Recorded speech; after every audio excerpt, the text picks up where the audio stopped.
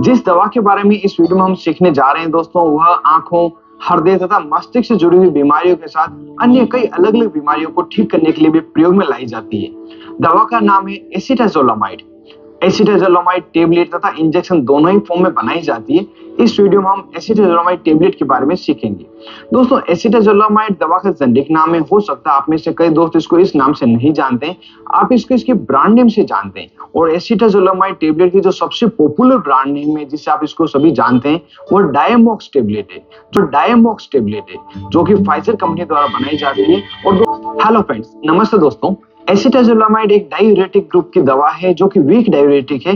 साथ ही ये carbonic anhydrase inhibitor की तरह कार्य करता है।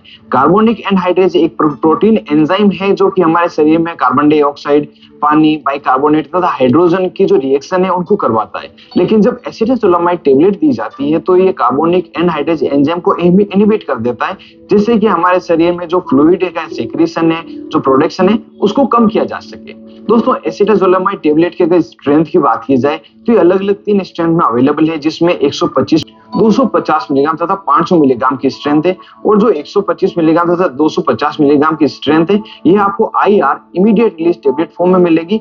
अभी हम जान लेते हैं एसीटाजोलामाइड टेबलेट जो है इसकी प्राइस क्या रहती है।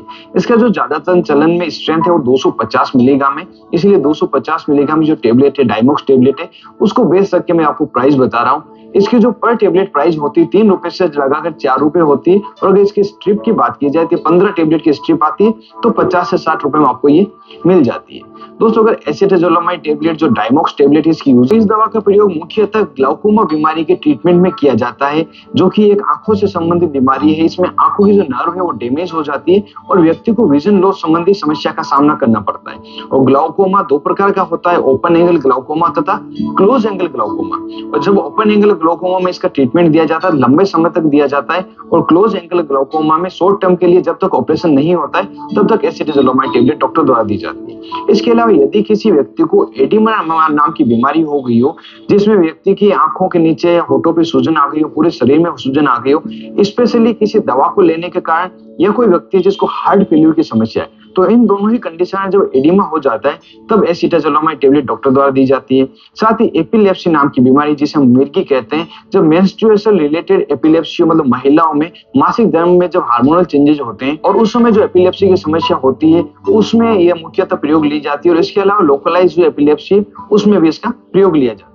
कोई पेशेंट है जिसको माउंटेन सिकनेस है, मतलब हाइट में चढ़ने पर उसको चक्कर आता है, सिर में दर्द होता है, सांस लेने में समस्या होती है, थकान हो जाती है, और जो ज्यादातर ऑक्सीजन की कमी होने के कारण होती है, तब भी यह जो एसीटाजोलामाइड टेबलेट है डॉक्टर द्वारा दी जाती है। इसकी अगर अगली यूज की बात की जाए तो कई बार हमारे मस्तिष्क में पानी भर जाता है और पानी भर जाने के कारण मस्तिष्क में प्रेशर लगता है, जिसे हम इंट्राकार्नियल प्रेशर कहते हैं। उसको कम करने के लिए भी एसीटाजोलामाइड टेबलेट डॉक्टर द्वारा दी जाती है। और दोस्तों, जो मैंने यूज बताए, हो सकता है इन सभी के अलावा किसी अन्य बीमारी में डॉक्टर अपने एक्सपीरियंस के अनुसार इसका प्रयोग करें।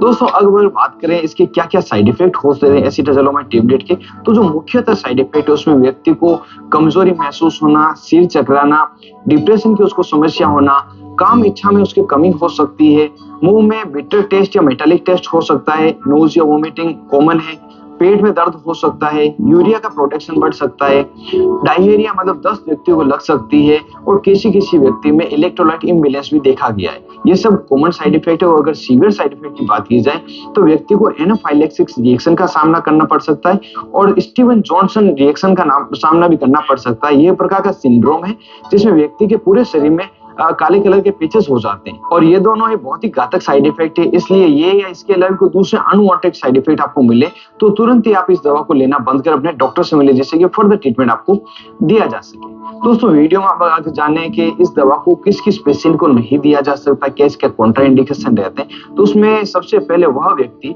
जिसके शरीर में पोटेशियम या सोडियम की कमी हो, उसके ब्लड में इसकी कमी हो, कोई पेशेंट है जिसकी किडनी का प्रॉपर फंक्शनिंग नहीं हो रहा हो, लीवर में उसके सूजन आई हुई हो, एडिनल इनसफिशिएंसी व्यक्ति को हो, किसी व्यक्ति को आयोनिक इम्बैलेंस हो, या कोई पेशेंट है जो पास्ट में कभी एसीटाजोलामाइड या सल्फोनामाइड ग्रुप की दवा से एलर्जिक रहा हो, तो इन सभी को यह दवा नहीं दी जाती। और यदि ये बीमारियां हैं आपको या किसी अन्य प्रकार की बीमारी आपको पीड़ित है तो अपने डॉक्टर से जरूर को बताएं, जिससे कि आपको एसीटाजोलामाइड दवा नहीं लिखे कोई अन्य दवा लिखी जा सके। अब वीडियो क्लास में हम जान लेते हैं एसिटाजोलामाइड जो टेबलेट है इसकी डोज क्या रहती है, कितनी मात्रा में मरीज को दी जाती है।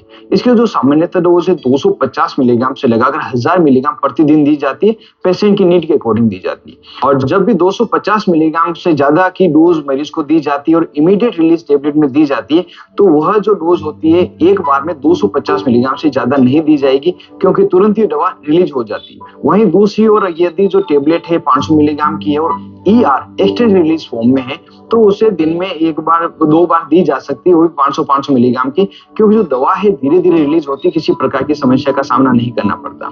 और यह जो दवा है खाने के पहले तथा खाने के बाद दोनों ही समय में ली जा सकती है। और जैसा मैंने आपको बताया था, जब ओपन एंगल ग्लाउकोमा की प्रॉब्लम रहती है तो उस समय लंबे समय तक इस टेबलेट को दिया जाता है, और जब क्लोज एंगल ग्लाउकोमा नाम की बीमारी होती है तो उसमें शॉर्ट टाइम के लिए, जब तक सर्जरी नहीं हो तब तक ही इसको दिया जाता है। इस टेबलेट को जब भी आपको डॉक्टर प्रिस्क्राइब करे तो जैसा उन्होंने बताया है, जिस तरह से एडवाइस किया है उसी के अनुसार लें। अगर ज्यादा कम लेते तो आपको कुछ समस्या कर सकती है।